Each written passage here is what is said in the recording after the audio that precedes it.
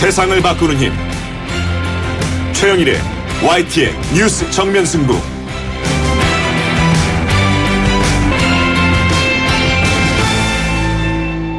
YTN 뉴스 FM 뉴스 정면 승부 3부 시작합니다.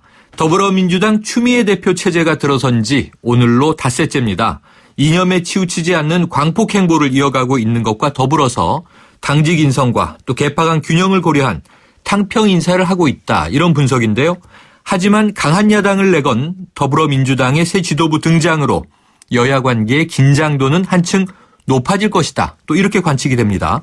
추미애 대표 오늘은요. 대통령이 국정기조를 분열이 아니라 민생으로 전환한다면 초당적으로 협력하겠다. 이런 메시지를 던지기도 했습니다만 이 추가 경정 예산안 처리 문제는 임시국회 마지막 날인 오늘도 여전히 안개 속입니다. 잠시 후 새 남자의 정치수다에서 관련 주제로 다양한 의견 나눠보겠습니다.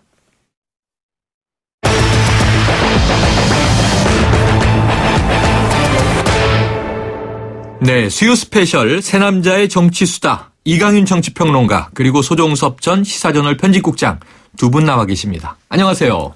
안녕하십니까. 자, 이 추미애 출범 얘기 해봐야 될 것 같아요. 왜냐하면 지난 금요일에 전당대회를 한 것이기 때문에 이제 오늘 첫 번째로 짚어보는데요. 뭐 어느 정도 예견을 다 해 주셨었습니다. 영남의 딸 또 호남의 며느리 이렇게 내세워서 제1야당의 수장이 됐는데 어떤 의미로 좀 평가해 주시겠어요? 이강윤 평론가님 먼저. 당 주류의 선택이다. 한마디로 압축 또는 정리를 하라고 하면 그렇게 말하고 싶고 그렇게밖에는 또 설명이 되지 않고요. 네. 사실 구원을 따지자면 이른바 친노 또는 뭐 친문, 그 친노와 친문이라는 게 참 논란이 많은 용어인데 네네. 어느 쪽에서는 뭐 의도적인 악의적인 프레임이다 이렇게 말하는 사람도 네. 있고 명백히 실체가 있는 건 아니냐 이런 것도 있는데 어쨌거나 친노와 친문이 상당히 겹치는 건 사실 아닙니까? 네네. 요즘 이제 친문을 언론에서 많이 쓰는 것 같은데 친문 측에서 보자면 결코 탐탁치 않은 인물이었던 건 확실하죠. 네. 뭐 탄핵 국면에도 그랬고 환경노동위원장 할 때 한나라당 측하고 이견해서 이렇게 처리해버린 그런 그래서 그때 징계까지 받았어요. 2달간 당원권 정지 뭐 이런 것도 받았는데 네. 그런 것들을 생각하면 의외의 선택이긴 한데 그래서 당 주류 측에서는 그 추미애 쪽을 선택한 게 아니겠느냐. 적어도 뭐 네. 적어도 이종걸 이런 뭐 비주류로 가지 않을 것은 확실했고 네. 그렇다면은 김상곤 전 경기도교육감 김상곤 후보 쪽으로 힘을 쏠리게 해서 뭔가 새로운 기풍을 진작시키는 것. 어차피 김상곤 후보도 넓은 의미의 뭐 반문은 적어도 아니니까요. 네. 에도 불구하고 일찌감치 친문적 그 의견이 굳어진 것 같고 뭐 진성준 최재성 등등등 뭐 이러한 너댓 명의 전직 의원들이 아주 열심히 뛰었다는 것은 이미 뭐 공지의 사실이고 이런 것들을 통해서 의사가 간접적으로 전달됐고 네. 작년 12월 물밀듯이 입당했던 이른바 온라인 10만 대군 네. 이들이 권리당원 된 거 한 3만 명쯤 되지 않습니까? 네. 이들이 일치된 행동으로 당심을 확실히 떠받들었다. 네. 그런 점에서는 주류의 선택이다. 주류의 선택 이렇게 말씀하셨어요. 지금 뭐 잠깐 언급해 주셨습니다만 이 추 대표가 됐는데 추 후보였던 이 전대 과정에서 그 노 전 대통령 탄핵 관련을 회고하면서 네. 그때 과오를 이제 용서해 주시고 저 추미애에게 기회 한번 꼭 달라 이런 호소를 또 한 바가 있어요. 예. 자, 이 의미 어떻게 좀 평가하시겠습니까? 소 국장님.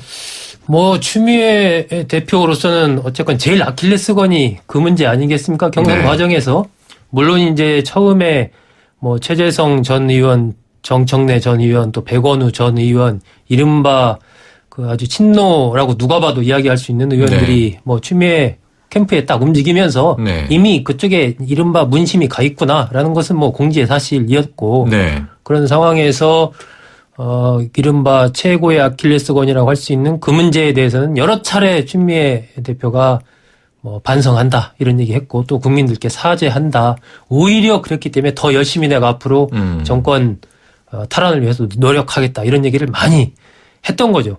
근데 지금 보면은 이게 결과가 어떻게 보면 이미 예견됐던 결과이기 때문에 네. 그 현장에서도 뭐 갔다 온 사람 얘기 들어보면 분위기 자체를 이미 입장할 때부터 추미애 연호가 나오고 다른 후보들과 달리 네네. 분위기 자체가 이미 입장할 때부터 그렇게 이제 잡혀갔고 네. 그랬기 때문에 뭐 나중에 결과 발표가 되기도 전에 이종걸 의원이라든지 김상곤 전 위원장은 현장을 떠난 거 아니겠습니까? 네네. 그리고 그날 투표율도 보면 대의원 투표율이 59%예요. 네. 과거와 비교해 보면 과거에 보통 한 뭐 70% 이상 네. 이렇게 갔던 것과 비교해 보면 투표율이 낮거든요. 이 얘기는 뭐 이미 결과 이미 정해진 것 아니냐 이런 생각을 더불어민주당의 어떤 당원들도 했기 때문에 그게 좀 낮은 것 아니겠느냐 네. 이런 분석도 나오던데 주류의 그런 예상된 결과였다. 뭐 한마디로 그렇게 그걸 뭐 봅니다. 다른 말로 이제 뒤집으면 이변은 없었다. 뭐 이렇게 얘기할 수가 있겠죠. 자, 이 취임 첫날이요. 국립현충원 참배를 했는데 역대 대통령을 다 두루 참배했습니다. 그리고 오후에는 이제 세월호 농성장을 찾았고요. 그리고 오늘 봉하마을을 찾았어요. 눈물을 보였는데 아까 이강윤 선생님이 말씀하신 구원. 예. 그걸 좀 풀었다고 보십니까? 뭐 완벽하게 인간사에 어떻게 보면 완벽이라는 건 아마 네네. 힘들 것 같고 한 사람은 이미 고인이 됐고 네. 저는 그 눈물이 뭐 제스처로 또는 언론용 뭐 이런 것일 거라고 그렇게 막 네네. 꼬집고 싶거나 그러진 않습니다. 네. 생사를 달리한다는 게 그런 거 아니겠습니까? 네. 또 그 네. 비극적 최후를 생각하면 누구라도 가슴 한켠이 묵직해 오는 걸 거고요. 한때 각을 굉장히 세웠고 네. 그래서 더더욱 본인이 여러 차례 말했던 게 이른바 친노들의 그 꽉 닫혀 있는 마음을 풀기 위한 선거 득표 전략일 수도 있고 네. 나 과거의 추미애가 아니다. 이제 바뀐 국면이고 앞으로 새로 다가올 국면에서 우리 어떤 지점에서 합치고 뭘 하자. 적어도 뭐 정권 네. 재탈환 뭐 이런 거에서는 일치된 거 아니겠어요? 네. 그렇다고 보면은 저는 뭐 글쎄 화해나 푼다는 것은 쌍방이 만나서 해야 되는데 네. 풀어야 할 한쪽은 지금 떠나고 없는 거고 그 대리인들이 남아 있는데 많이 풀렸다고 봐야 되지 않겠습니까? 선거 많이 결과가. 풀렸다. 예. 이번 행보는 결국 이제 지난번에 대표되고 나서 이승만, 박정희 전 대통령, 김대중, 김영삼 네. 전 대통령 등등을 쭉 참배한 그런 행보의 연장선상. 하나이다라고 이제 설명을 하고 있고 저는 추미애 대표 행보가 잘했다라고 생각합니다. 그러니까 네. 이게 뭐 야당이 어떻게 김대중 전 대통령의 묘소와 노무현 전 대통령 묘소를 참배하고 이승만 뭐 박정희 전 대통령 묘소는 안 간다. 저는 이제 그런 프레임을 좀 넘어설 때가 되지 않았나. 네. 저는 추미애 대표에게 딱 맞다고 생각해요. 그러니까 공과는 공과대로 평가를 하되 그 어쨌건 전직 대통령으로서의 그 부분은 또 다르게 봐서 참배를 하고 이런 문화가 여든 야든 네. 여도 마찬가지로 뭐 그 참배하게 되면 전부 다 참배를 하고 네. 야당도 마찬가지고 이런 문화 속에서 우리가 역사에서 배워서 공은 공대로 과는 과대로 평가를 하면 되는 것이거든요. 네. 노무현 전 대통령 같은 경우도 잘한 점도 있고 또 잘못한 점도 네. 있는 것이거든요. 박정희 전 대통령도 마찬가지고 그러면 우리가 후세 사람들로서 잘한 부분은 이어받고 잘못한 부분은 그것을 반면교사 삼아서 다시 그러한 과오를 범하지 않는 쪽으로 이렇게 가야 우리 사회가 조금 더 어떤 한 발씩 나아갈 수 있고 네. 풍성해지지 않나 그런 생각을 갖기 때문에 뭐 추미애 대표의 행보 저는 잘하고 있다라고 생각합니다. 네. 취임 초기 행보는 잘하고 있다. 그러면 이제 과연 당대표니까 정책의 문제인데요. 우선 한 가지는 뭐 지켜봐야 될 문제입니다만 제1야당의 당대표인데 과연 아까 얘기한 주류의 선택이었다. 네. 뭐 친문계의 지원이었다. 그럼 이 개판 논리에서 자유로울 수 있겠는가. 이런 이제 숙제가 하나 대두가 되는 거죠. 그래서 지금 첫 번째가 그 인선평가가 나오고 있는데요. 네. 자, 당 사무총장은 안규백 의원, 정책위 의장의 윤호중 의원, 그리고 오늘은 이제 이 더불어민주당의 싱크탱크입니다. 이 민주정책연구원장의 김용익 전 의원, 거기에 신임 대변인은 초선의 금태섭 의원, 예. 또 박경미 의원 이렇게 추가 임명했어요. 당평 인사로 보십니까? 뭐 대탕평까지는 아니지만 친문계 확실한 친문도 들어가 있고요. 네. 또 금태섭, 박미경 이런 사람들은 친문하고는 상당히 거리가 멀지요. 네. 일부러 끼워넣기 했다 그건 아닌데 어쨌거나 개파 색깔을 무개파색 이것도 저것도 아닌 사람들 위주로 한 게 아니고 네. 확실한 소속감이나 확실히 친문이 아닌 사람 이렇게 섞어서 놓은 네. 건 분명하고요. 그런 네. 점에서는 탕평이란 말을 광의로 해석하자면 동의할 수 있습니다. 그런데 친문의 주류의 지원으로 대표가 됐기 때문에 더더욱 첫 번째 당직 인선, 눈에 네. 보이는 인선 이런 것들은 일부러라도 다 섞어서 믹싱 인사, 뭔가 보이게 하려고 네. 할 겁니다. 탕평하고도 느낌이 다르네요. 믹싱 인사라고 믹싱. 예. 그러시니까. 저는 그래서 네. 탕평이 뭐 임진왜란 국면에 나온 그 선조 때 얘기 같긴 한데 네. 물론 왜 그 말 쓰는지는 알겠습니다만 그냥 믹싱이라고 영어여서 좀 죄송합니다만. 네. 혼합 인사 예, 이렇게 보죠. 예. 네. 소국장님 어떻게 평가하세요? 저는 뭐 탕평이라고까지 그 정도의 의미 부여할 것은 아니지 않느냐. 아하. 예, 그런 생각입니다. 네, 일단 네. 윤호중 정책위 의장과 김용익 민주정책연구원장 이제 상당히 핵심적인 부분인데 결국 정책 그리고 민주정책연구원이라는 곳이 이제 전반적인 여러 가지 뭐 전략이라든지 향후에 그 대선 후보가 정해지는 과정이라든지 또 정해진 이후에서 중요한 역할을 할 싱크탱크 아니겠습니까? 네. 이런 부분은 친노 인사가 맞고 대변인, 그러니까 금태섭 대변인이나 박경미 대변인, 뭐 박경미 의원 같은 경우 이제 김종인 전 대표가 추천한 비례대표 1번, 네. 금태섭 의원 같은 경우는 뭐 안철수 캠프에서 상황실장 또 지낸 뭐 그런 사람인데 이 뭐 대변인이야 사실 대변인은 엄청나게 고생하는 자리 아닙니까? 네. 그래서 전반적으로 저는 인사가 무난하긴 했지만 그렇게 뭐 탕평이라고까지 의미부여를 할 그 정도는 아니었다. 네, 저는 그렇게. 탕평의 의미부여까지는 아니지만 다 무난했다. 이런 이제 평이네요. 뭐 혹평은 아니고 두 분 다 적절한 이제 호평이신 것 같아요. 근데 누가 대표가 돼도 이런 식으로 할 겁니다. 어쩔 수 없는. 그럼 지금까지 이제 뭐 정해진 수순으로 가고 있다. 예. 앞으로 이제 핵심적인 이슈들이 튀어나오겠죠. 오히려 뭐 사드나 정책 핵심 정책에선 좀 그럴 수 있겠죠. 첫 번째 그러면 이제 쟁점을 한번 보면요. 지금 이제 이 광폭행보다 호평 일색이에요. 뭐 탕평 인사다 이것도 평가가 지금까지 괜찮습니다만 자 문제는 내일 광주로 갑니다. 예. 1박 2일 일정인데 그러니까 광주는 우리가 야권의 심장부 이렇게 이제 부르는데요.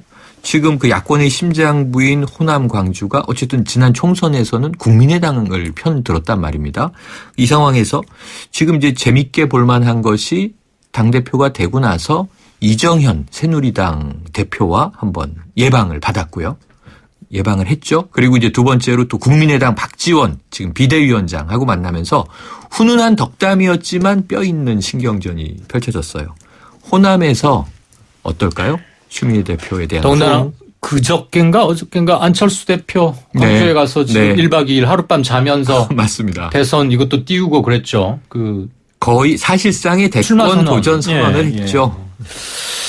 어느 때인들 최근 한 30년 동안 전국 단위 선거에서 어느 때인들 호남이 중요하지 않은 태풍의 눈이 아닌 적이 없었지만 내년 대선 정확히 말하면 벌써 지금부터 시작됐다고 보여지는데 네.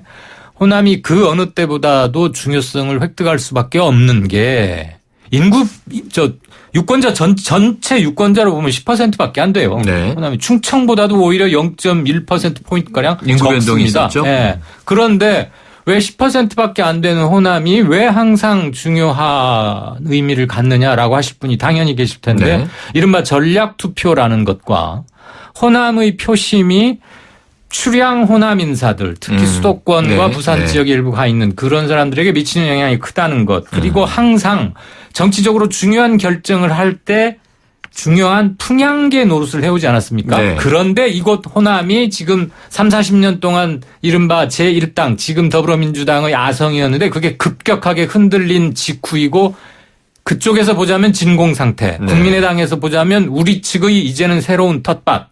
그런데 어느 누구도 그것을 현실적으로 주장하거나 인정하기는 힘든 국면이고 네. 그럴수록 더더욱 호남을 놓쳐서는 아무것도 될 수 없다는 거죠. 호남만으로 안 되는 것도 분명하지만 네. 그래서 당연히 지금 뭐 노무현 대통령 오늘 봉화로 참배 갔듯이 실은 가장 정치적으로 중요한 것은 저는 전직 대통령들 묘소 가는 것은 그냥 세리머니, 의례, 의전이고요. 네. 네. 저는 광주 가는 게 제일 중요하다고 보는데 아하. 광주에서 그냥 나는 광주 며느리다. 호남의 며느리다. 이거 선거 때 쓰는 네. 이 입술에 올린 구호가 아니라 레토릭이라고 하죠. 네, 레토릭이 아니라 정책과 정서상으로 호남을 어떻게 휘어잡을 수 있느냐. 그리고 추미애가 진짜 광주 시민, 유권자들로부터 추인받을 수 있느냐 없느냐 한 첫 번째 네. 테스트 무드는 될 것 같아요. 네. 대의원들로서는 그걸 받았지만 네. 시민과 대의원의 정서는 좀 다를 수 있으니까 그런 점에서는 상당히 중요하다고 보고요. 여기 빈손으로 가진 않을 겁니다.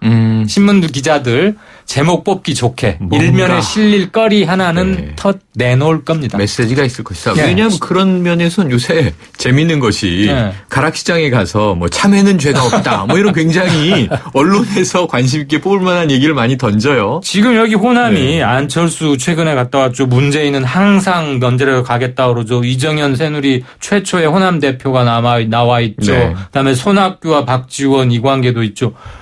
인구 10%인데 지금 정치적 비중은 한 40%가량 치솟아 있는 상태. 네. 소국장님 어떻게 보세요?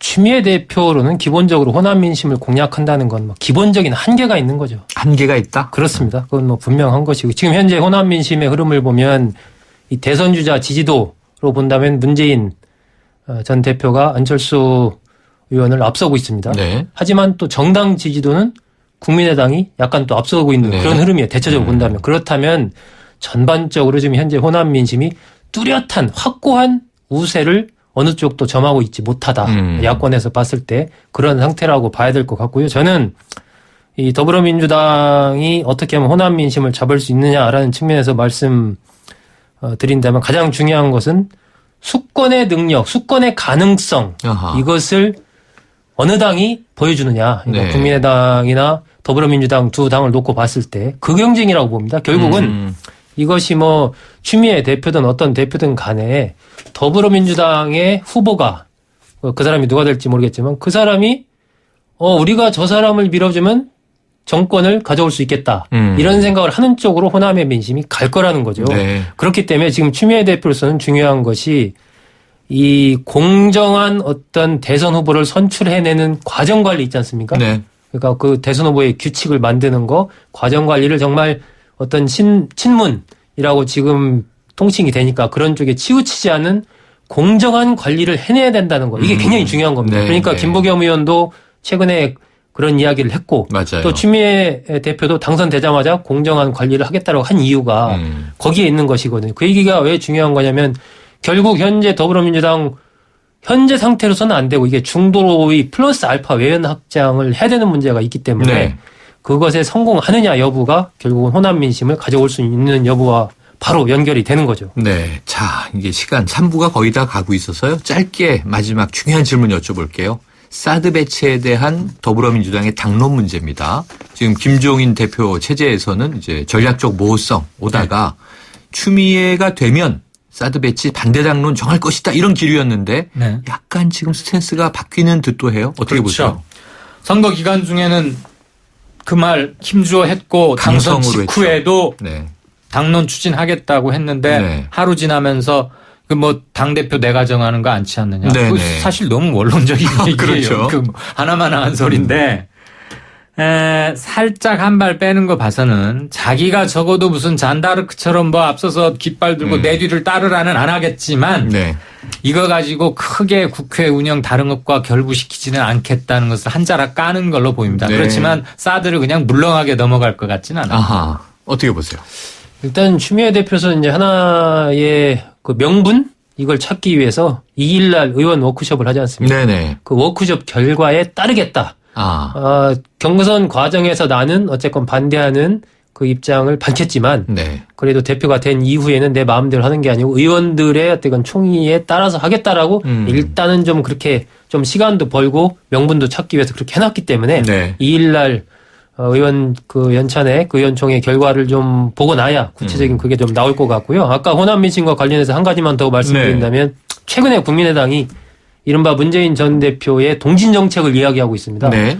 이게 굉장히 저는 또 중요한 한 축이라고 보는데 그러니까 호남 대신 PK를 잡기 위해서 애쓰고 있다. 이런 얘기를 이제 국민의당 의원들이 하거든요. 네. 이 얘기는 호남과 문재인 대표를 점점 분리해내려는 네. 또 이런 전략을 또 국민의당이 쓰고 있는 그런 네. 측면도 최근에 좀 눈에 띄는 부분입니다. 경쟁당의 전략이다. 이렇게 해석을 해 주셨어요. 자, 수요 스페셜 새 남자의 정치 수다.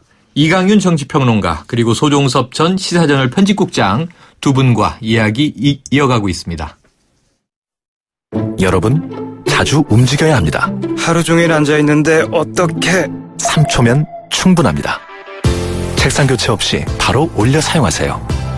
스마트 오피스를 위한 베리데스크. 여러분의 업무 자세와 능률을 함께 올려드립니다. 베리데스크. 1644 1644 대리운전 1644 불러보자 꽃배달도 1644 1644 전국 꽃배달 배송비 포함 3단 환 54,000원부터 3단 환 54,000원부터 1644 꽃배달 1644 대리운전 1644 1644 사장님, 성악가 김동규 씨네 집 바닥재 좋던데 우리 집도 똑같은 걸로 해줘요. 아, 요즘 떠오르는 바닥재 스타 강마루. 스타일 좋고 습기, 열, 긁힘에 강하니까 오래 사용하려면 그래서 스타 강마루를 하는구나. 성악가 김동규입니다. 강마루 스타는 스타 강마루. 스타 강마루. 세상에 없던 자동차 전시장이 온다. 제규어 랜드로버 공식 딜러 KCC 오토모빌 서초 전시장 그랜드 오픈. 지상 8층 지하 2층의 대규모 전시장 KCC 오토모빌 서초 전시장에서 완벽에 가까운 특별함을 만나세요. 분당, 일산, 원주, 제주, 성남, 서초, 양재 네트워크 운영 중. MG 새마을금고 고객 여러분, 오늘도 좋은 하루 보내세요. 당신의 매일매일을 좋은 날로 만들어주는 금융 MG 새마을금고가 응원할게요. 믿어주고 키워주고 함께하니까 당신의 좋은 날 MG 새마을금고. 네, 3부는 여기까지고요. 4부로 이어갑니다.